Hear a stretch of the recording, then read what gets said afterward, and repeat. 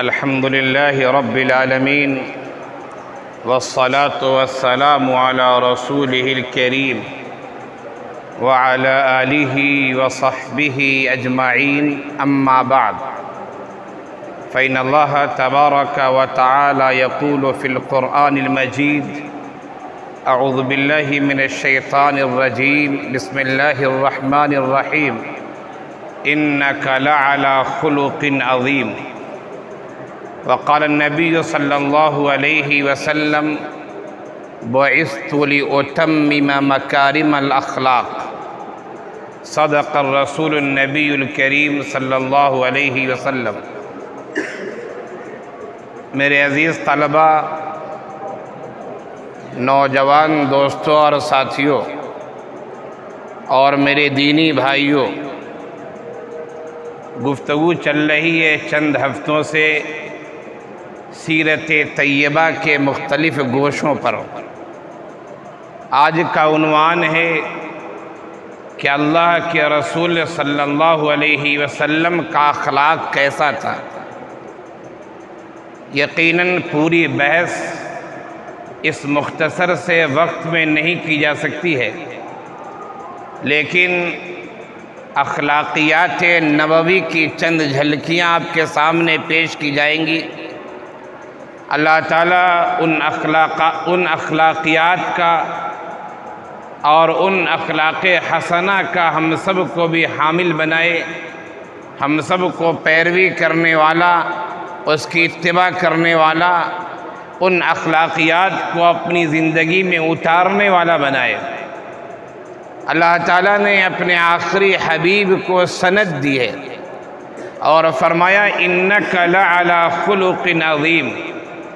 اے نبی، آپ جو اخلاق کا اعلیٰ معیار ہو سکتا ہے، اخلاق کی جو بلندی ہو سکتی ہے، اخلاق حسنہ کی جو انتہا ہو سکتی ہے، جس کے آگے کوئی اخلاق نہیں ہے، فرمایا کہ آپ اخلاق حسنہ، خلق حسن پر فائز ہیں، اس کی بلندی پر آپ فائز ہیں، اور اخلاق حسنہ کے جتنے گوشے ہو سکتے ہیں آپ ان تمام گوشوں سے متصف ہیں۔ انک لعلی خلق عظیم، آپ خلق عظیم پر فائز ہیں، خلق عظیم سے متصف ہیں۔ اور خود اللہ کے رسول صلی اللہ علیہ وسلم نے بھی اس کی وضاحت کی اور فرمایا بعثت لأتمم مکارم الاخلاق۔ نبی کی بعثت کے چند مقاصد ہیں، ان مقاصد میں سے ایک مقصد یہ بھی ہے کہ نبی مکارم اخلاق حسنہ کی تکمیل کر دیں اور اس کی جو شکلیں ہوتی ہیں اپنے قول اور اپنے فعل سے اس کی وضاحت کر دیں، لوگوں کے لیے نمونہ پیش کر دیں۔ اخلاقیات کے باب میں دو باتیں انتہائی اہم ہیں، ہمیں ہمیشہ اسے مد نظر رکھنا چاہیے۔ لوگوں کی تقریریں تو اخلاقیات پر ہوتی ہیں، لیکن خود تقریر کرنے والے کی زندگی میں دیکھیے تو اخلاق سے خود عاری ہوتا ہے، فائدہ ہو تو کیسے ہو۔ تو اخلاقیات کے سلسلے میں جس اخلاق حسنہ کی بات میں کر رہا ہوں، اس سلسلے میں دو بنیادی باتیں اسے اچھی طرح یاد رکھیے۔ ایک تو یہ کہ اخلاق حسنہ کا حامل وہی فرد ہو سکتا ہے جس کے قول اور فعل میں تضاد نہ ہو۔ اگر قول اور فعل میں تضاد ہے تو وہ آدمی خلق حسن کا حامل نہیں ہو سکتا ہے۔ آپ لوگوں سے کہتے ہیں کہ سچ بولا کرو، لیکن آپ کی زندگی میں سچائی کا کہیں نام و نشان نہیں، سچائی زیرو بیلنس پہ آپ کی زندگی میں، اور آپ کی تقریر اور تحریر کہہ رہی کہ سچ بولا کرو۔ آپ کہتے ہیں ایفائے عہد کیا کرو، وعدے کو پورا کیا کرو۔ آپ کی زندگی دیکھی جائے تو آپ کی زندگی میں ایفائے عہد زیرو بیلنس پہ ہے۔ سینکڑوں باتوں میں سے شاید ایک دو بات کو آپ مکمل کرتے، ورنہ وعدے کا خیال نہیں کرتے۔ آپ لوگوں سے کہتے ہیں کہ سخاوت کیا کرو، آپ کی زندگی کا جائزہ لیا جائے تو آپ خود بخل سے بھرے ہوئے ہیں، آپ کبھی بھی اخلاق حسنہ کے حامل نہیں ہو سکتے۔ خلق حسن، اخلاق حسنہ، سیرت نبوی سے جن اخلاقیات کی ہمیں تعلیم ملتی ہے، اس کے لیے پہلی شرط دوستو یہ کہ ہمارے قول اور فعل میں تضاد نہیں ہونا چاہیے۔ آج کل تضادات کی بھرمار ہے، بھرمار ہے تضادات کی۔ تقریریں کچھ ہو رہی ہیں، عملی زندگی کچھ اور ہے۔ قلم کی طاقت کچھ اور کہہ رہی ہے، عملی زندگی کچھ اور ہے۔ اللہ کے نزدیک بھی ایسے آدمی کی پکڑ ہوگی اور دنیا میں بھی اس کی باتیں مؤثر نہیں ہو سکتی۔ تو قول اور فعل میں تضاد نہیں ہونا چاہیے۔ دوسری بات اخلاق حسنہ کے لیے انتہائی اہم ہے دوستو، اور وہ یہ کہ ہمیں زبان کے لحاظ سے شیریں زبان ہونا چاہیے، محبت بھری زبان ہونی چاہیے ہماری، اور دل کے اعتبار سے بھی ہمیں نرم ہونا چاہیے۔ قرآن کریم نے اس کی وضاحت کی ہے، وَلَوْ كُنْتَ فَظًّا غَلِيظَ الْقَلْبِ، نبی کے بارے میں کہا گیا ہے وَلَوْ كُنْتَ فَظًّا غَلِيظَ الْقَلْبِ لَانفَضُّوا مِنْ حَوْلِكَ، اے نبی اگر آپ سخت دل ہوتے، اگر آپ ترش زبان ہوتے، آپ کی زبان شیریں نہ ہوتی، محبت والی زبان نہ ہوتی، دل میں محبت، دل میں پیار نہ ہوتا، تو یہ لوگ جو آپ کے ارد گرد ہیں نا سب منتشر ہو جاتے، بکھر جاتے، لوگ آپ سے قریب نہیں ہوتے۔ لہذا شیریں زبان ہونا اور دل کا کدورتوں سے پاک ہونا اخلاق حسنہ کی بنیادی باتوں میں سے۔ ان دونوں باتوں کو آپ اچھی طرح یاد رکھیں کہ ہمارے قول اور فعل میں تضاد نہ ہو۔ ایسا نہ، آپ اس کا مطلب یہ ہرگز نہ سمجھیں کہ آپ بری باتوں کی تعلیم دے رہے تب برا کام بھی کریں۔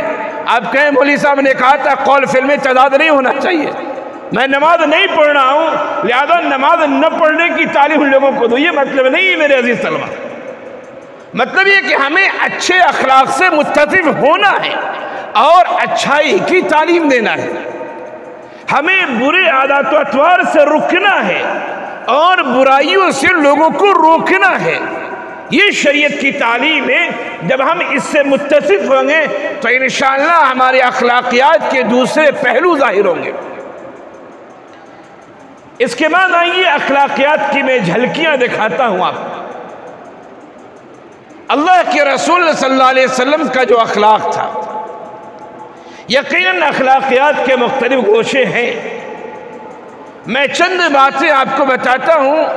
اللہ کے رسول صلی اللہ علیہ وسلم انتہائی متواضع تھے، انتہائی منکسر المزاج تھے،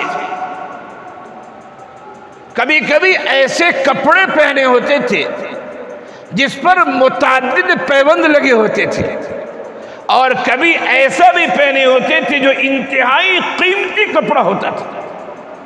جیسا میسر اللہ کا شکر ویسا اختیار کیا۔ اس اخلاق کا فقدان ہمارے اور آپ کی زندگی میں ہو رہا ہے۔ ہم اگر قیمتی لباس پہنتے ہیں ہماری کوشش رہتی قیمتی ہی پہنے، اگرچہ ہمیں قرض لینا کیوں نہ پڑ جائے۔ ہم اگر فور ویلر سے چلتے ہیں تو ہم فور ویلر ہی سے جائیں گے چاہے ہم قرض کے تلے دب کیوں نہ جائیں۔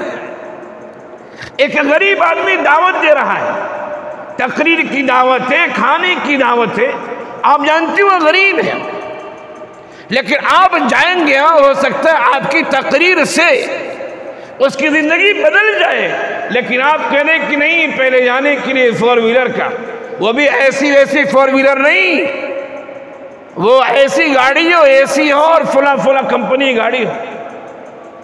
ایسی عادت و اطوار نبی کی نہیں تھی۔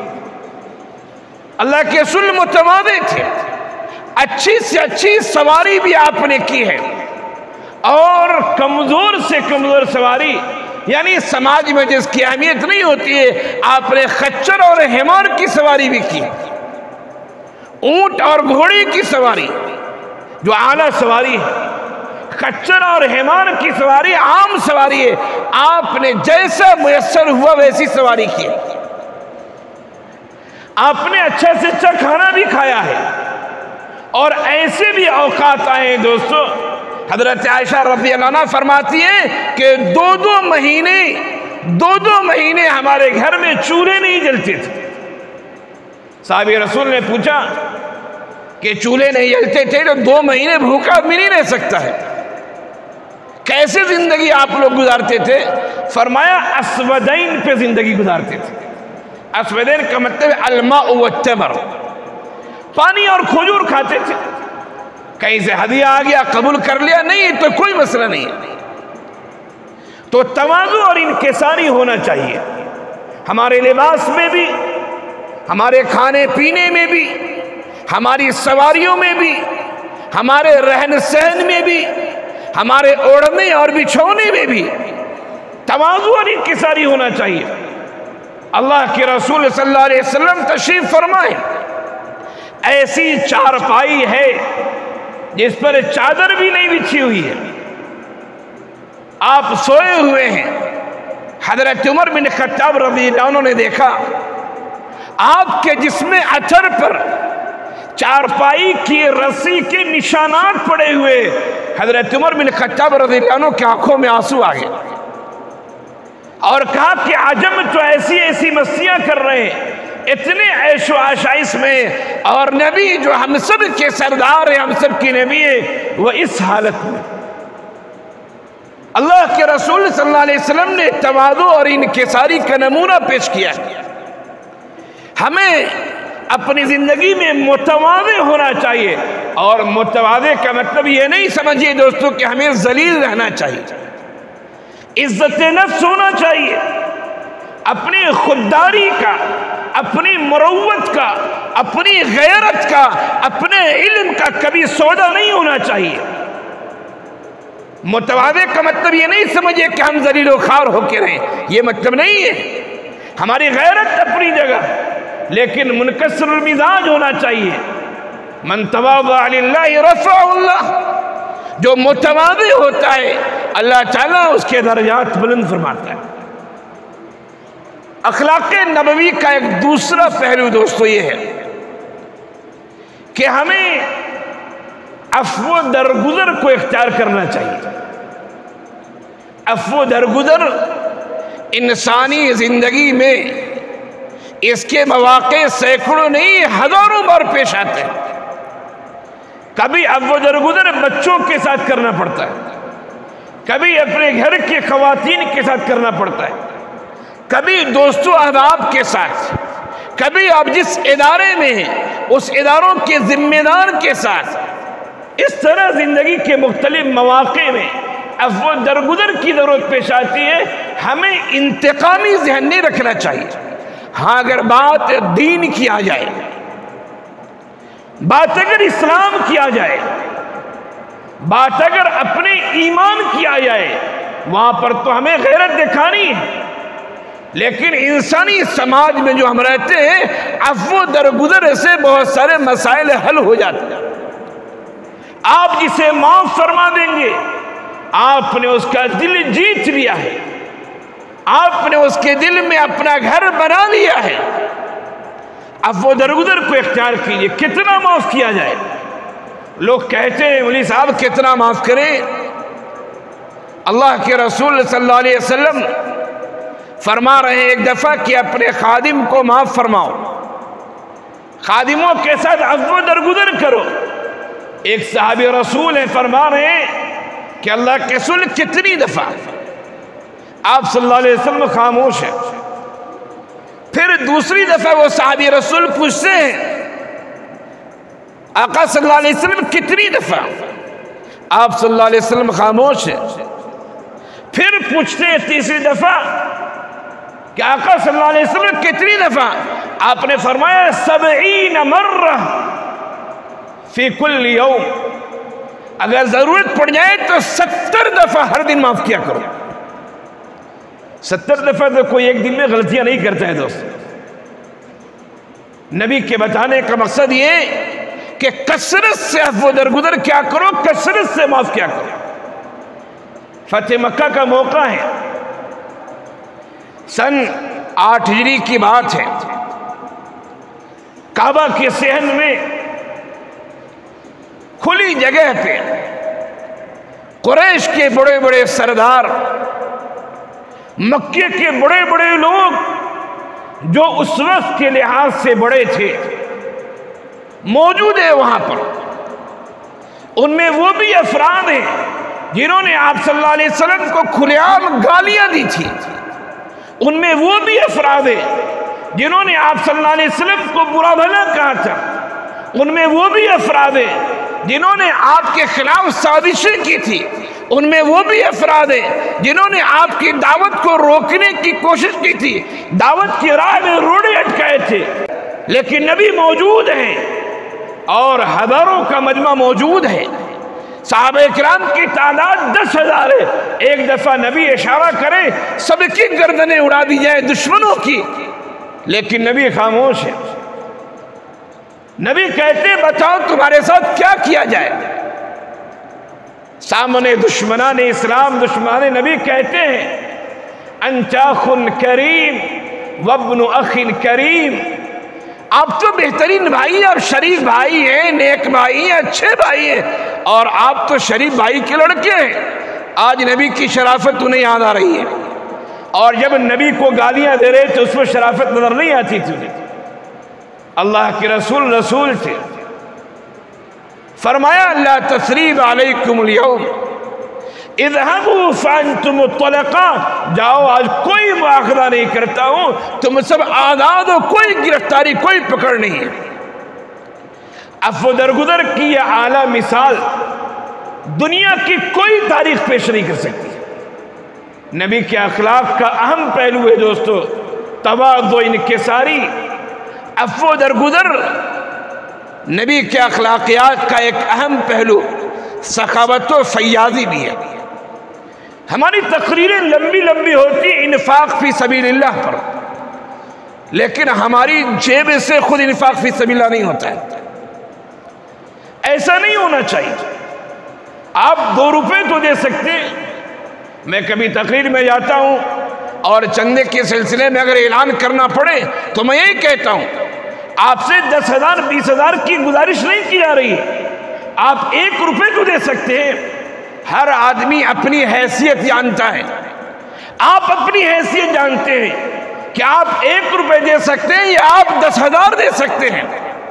آپ اپنی حیثیت کے مطابق دیجئے، اللہ تعالیٰ آپ کے مال و دولت میں بڑھوتری کرے گا، آخرت میں اللہ بہترین بدلہ دے گا۔ نبی نے تو سخاوت و فیاضی کی ایسی مثال پیش کی ہے دوستو، دنیا کی کوئی تاریخ پیش نہیں کر سکتی ہے۔ ترمذی شریف کی روایت ہے، اللہ کے رسول صلی اللہ علیہ وسلم تشریف فرما ہے، ایک صحابی آتے ہیں اور کہتے ہیں نبی کچھ دیجئے، میرے پاس کچھ نہیں ہے۔ اللہ کے رسول صلی اللہ علیہ وسلم کہتے ہیں کہ بھائی میرے پاس کچھ نہیں ہے، اگر تمہیں ضرورت ہے تو جاؤ کسی بھی آدمی سے تم لے لو جو لینا چاہو، میرا نام بول دو، وہ قرض میرے ذمہ رہے گا، میں اسے ادا کر دوں گا۔ حضرت عمر بن خطاب رضی اللہ عنہ تشریف فرمائے اور فرماتے ہیں اللہ کے رسول آپ نے جو یہ ذمہ داری لی ہے، یہ ذمہ داری آپ پر لینا کوئی ضروری تو نہیں تھا۔ ایک آدمی نے آپ سے مانگا چیز نہیں، آپ کہہ دیجیے نہیں ہے یا کہیے بعد میں ہوگے، آپ نے کہا کسی سے لے لو میں دے دوں گا۔ حضرت عمر بن خطاب رضی اللہ عنہ کے اس جملے سے اللہ کے رسول کو ناگواری ہوئی۔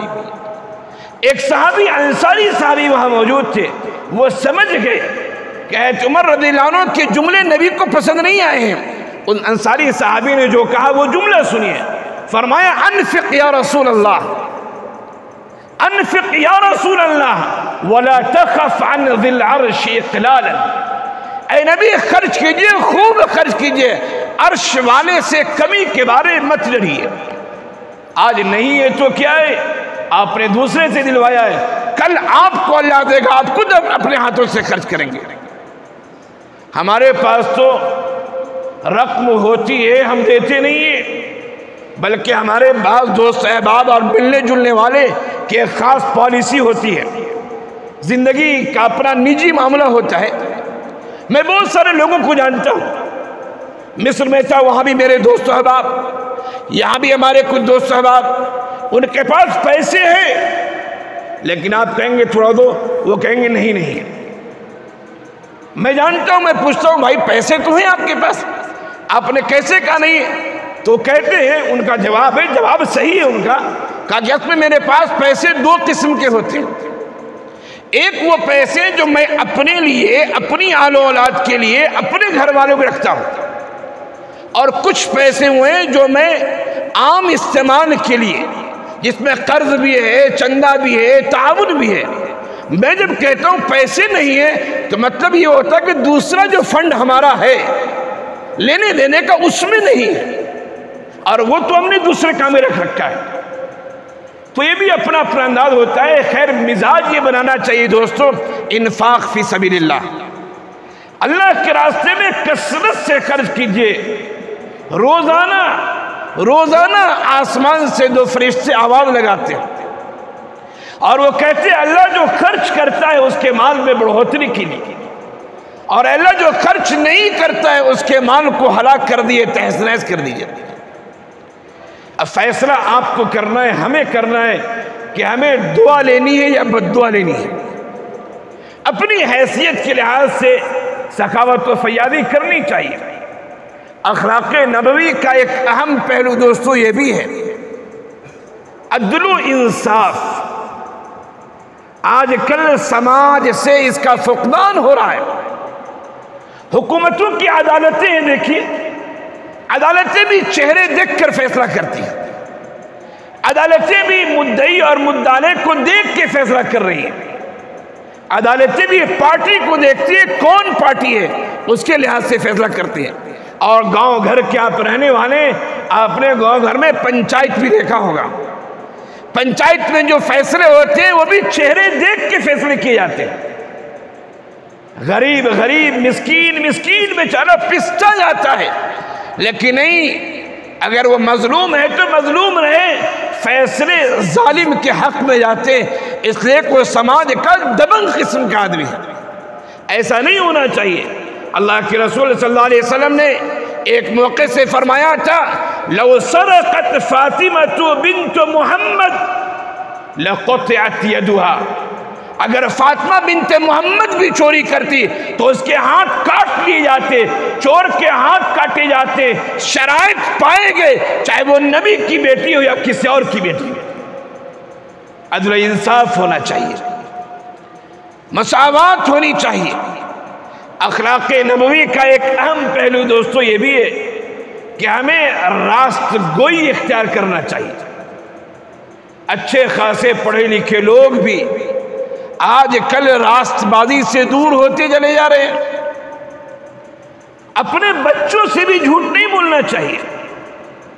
بس اوقات بچوں سے کہتے کہ آؤ آؤ کچھ دوں گا، آؤ آؤ کچھ دوں گا، بچہ قریب آتا ہے، آپ نے ایک تماچا لگا دے دیا ہم نے نا۔ بچہ تماچا لینے کی نہیں آیا تھا، بچہ آیا تھا کہ والد صاحب کچھ پیسے دیں گے، ٹافی دیں گے، مٹھائی دیں گے، محبت کے چار جملے بول دیں گے، ہماری پیشانی کو چوم لیں گے۔ بچہ اس وجہ سے آیا تھا اور آپ نے اسے تماچا دے دیا۔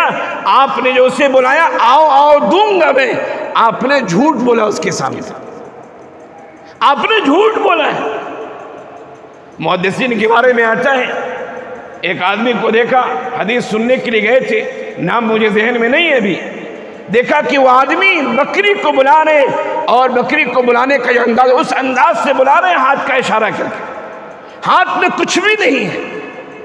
انہوں نے کہا اس آدمی سے حدیث نہیں لی جائے گی۔ جو آدمی جانور کو دھوکہ دے سکتا ہے، انسانوں کو تو اور دھوکہ دے سکتا ہے، ایسے آدمی سے حدیث نہیں لی جائے گی۔ یہ میں نے چند گوشے آپ کے سامنے پیش کیے ہیں۔